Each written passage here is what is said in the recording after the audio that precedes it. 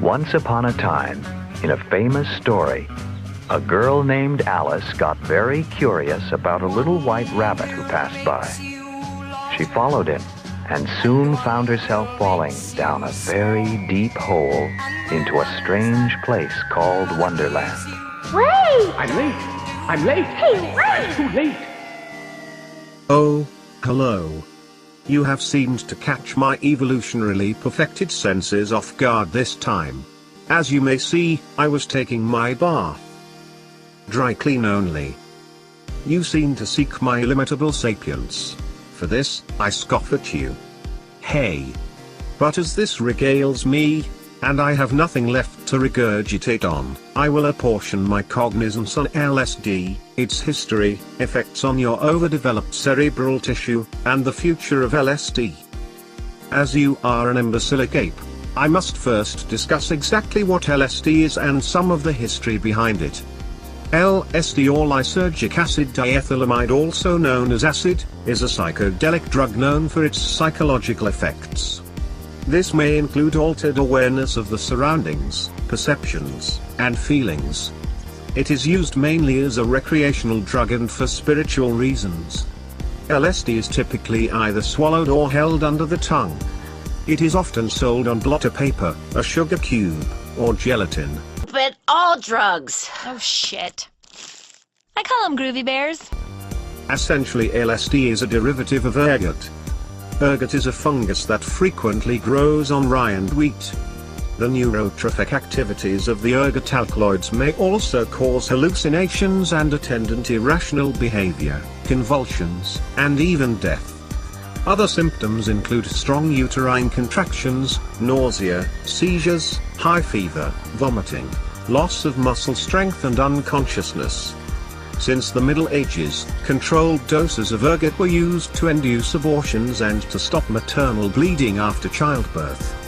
If you possess even the slightest knowledge of history, you may recall the Salem witch trials, which were a series of hearings and prosecutions of people accused of witchcraft in colonial Massachusetts between February 1692 and May 1693. This also resulted in the execution of 20 people. New evidence suggests the subjects being victim to ergot poisoning and tripping mad balls, as a result of rye bread being contaminated with ergot. Naturally, seeing the potential of ergot, a pharmaceutical company decided to look into these potential benefits. In Switzerland, chemist Albert Hofmann was tasked with isolating the compounds and synthesizing a derivative, where the side effect wasn't death. Since 1938, Hofmann had tried a few variations of the drug, with few noticeable results. Except for one variation, lysergic acid diethylamide 25 or LSD 25, made his test mice unexplainably excited, probably because they were having the trip of their life. Research was then abandoned, yet Hofmann kept researching the compound, until he discovered its psychedelic properties in 1943. Years later, LSD was introduced as a commercial medication under the trade name Delazid for various psychiatric uses in 1947. In the 1950s, officials at the U.S. Central Intelligence Agency, or the CIA, thought the drug might be useful for mind control and chemical warfare and tested the drug on young servicemen and students, and others without their knowledge. The subsequent recreational use by psychologists, and youth culture in the Western world as part of 1960s counterculture resulted in its prohibition. Damn hipsters ruin everything. It was prominently used by many musicians and people who required more creative thinking, such as the Beatles. Have you taken LSD? About 4 times. And Steve Jobs. Now that we covered some history, I shall now briefly cover the synthesis of LSD. LSD is an ergoline derivative. It is commonly synthesized by reacting diethylamine with an activated form of lysergic acid. Activating reagents include phosphoryl chloride and peptide coupling reagents. Lysergic acid is made by alkaline hydrolysis of lysogametes like ergotamine, a substance usually derived from the ergot fungus on agar plate, or, theoretically possible, but impractical and uncommon, from ergene, lysergic acid amide, LSA, extracted from morning glory seeds. Lysergic acid can also be produced synthetically, eliminating the need for ergotamines. It is also important to know the dosage of this substance, to have a perspective of just how potent it is. A single dose of LSD may be between 40 and 500 micrograms, an amount roughly equal to 1/10 the mass of a grain of sand. Threshold effects can be felt with as little as 25 micrograms of LSD. Dosages of LSD are measured in micrograms, or millionths of a gram. By comparison, dosages of most drugs, both recreational and medicinal, are measured in milligrams, or thousandths of a gram. Finally, the part all you enlarged cerebral frogs have been waiting for. Exactly how LSD affects the brain. However, it should be noted that nobody is exactly sure how LSD affects the brain. There are a few speculations as to how it does. The primary part of the brain that is believed to set forth the chain reaction of senses by this substance, is the thalamus.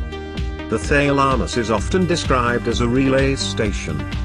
This is because almost all sensory information, with the exception of smell, that proceeds to the cortex first stops in the thalamus before being sent on to its destination. The thalamus is subdivided into a number of nuclei that possess functional specializations for dealing with particular types of information. Sensory information thus travels to the thalamus and is routed to a nucleus tailored to dealing with that type of sensory data. Then, the information is sent from that nucleus to the appropriate area in the cortex where it is further processed. For example, visual information from your retina travels to the lateral geniculate nucleus of the thalamus, which is specialized to handle visual information, before being sent on to the primary visual cortex, the main area for visual processing in the brain. A similar pathway through the thalamus can be delineated for all sensory information except smell. In fact, the majority of all of the signals, not just sensory, that pass to the cortex first pass through the thalamus. Thus, the thalamus has a major role as a gatekeeper for information on its way to the cortex, making sure that the information gets sent to the right place. However, to consider the thalamus as just a gatekeeper or relay station is selling this structure a bit short. A significant portion of the incoming fibers to the thalamus come not from sensory systems, but from the cortex itself. There are many connections to the thalamus that are involved in taking information from the cortex, modulating it, and then sending it back to the cortex. This means that the thalamus is an important part of cortical processing in general, and more than just a brief stop for signals on their way to the cortex. With this in mind, it shouldn't be that surprising that the thalamus is involved in complex brain processes like sleep and wakefulness. It even is thought to play a crucial role in maintaining consciousness. So, far from just a relay station, the thalamus is an integral area involved in higher-order brain processing of various types.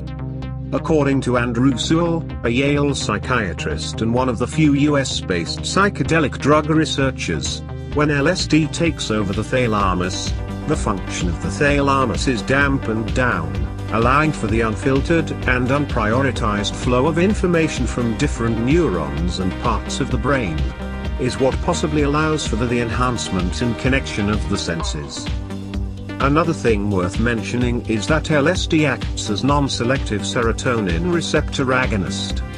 For those humans whom are not scientifically literate, this means that LSD is very similar to serotonin on a molecular level, and bonds better to the serotonin receptors. LSD has a higher affinity for 5-HT receptors than serotonin. Thus the presence of LSD prevents serotonin from sending neural messages in the brain. Once the LSD molecule is bound to the receptor proteins, the message is not carried any further. Instead, the impulse is redirected to the older parts of the brain, where the bloodstream then takes it to the sense interpretive centers and the motor areas. Research has found increased global connectivity in many higher-level regions of the brain in people under the influence of the drug. Those brain regions showing increased global connectivity overlapped significantly with parts of the brain where the receptors known to respond to serotonin are found, such as frontoparietal cortex, a brain region associated with self-consciousness. In particular, it was observed increased connection between this portion of the brain and sensory areas, which are in charge of receiving information about the world around us and conveying it for further processing to other brain areas. Now I understand. For inexperienced larvae such as yourselves, the talk of brain connectivity, self-consciousness, and ego deprivation may be a bit confusing. For that reason, I will now briefly describe the symptoms. Mental and physical. The physical effects include dilated pupils, higher body temperature and sweating, nausea and loss of appetite, increased blood sugar, heart rate and blood pressure, sleeplessness, dry mouth and tremors. The mental effects include colors becoming more vivid and textured, synesthesia, basically the meshing of sound and visuals in the brain, altered senses of touch and perception, and most notably, ego death. It's when the boundary between self and not self is completely lost.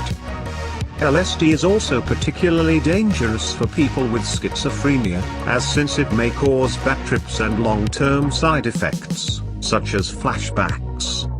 Note: the reason LSD cannot be addictive is due to the body building up tolerance to it immediately. So for the drug to be effective again, the body needs at least a week. It is also very hard to overdose, as one would need 780 standard doses to do so. The real danger is people taking another drug under the assumption that it's LSD. Now for the implications of LSD in conscious flashbacks such as you.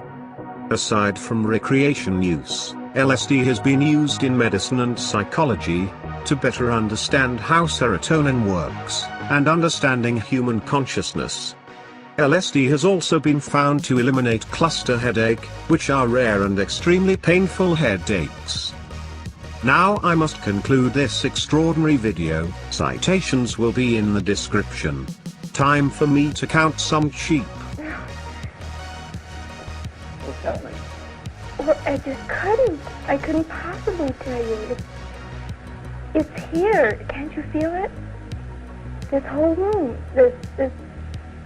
Everything is in color, and I can feel the air. I can see it. I can see all the molecules. I'm part of it. Can't you see it? I'm trying.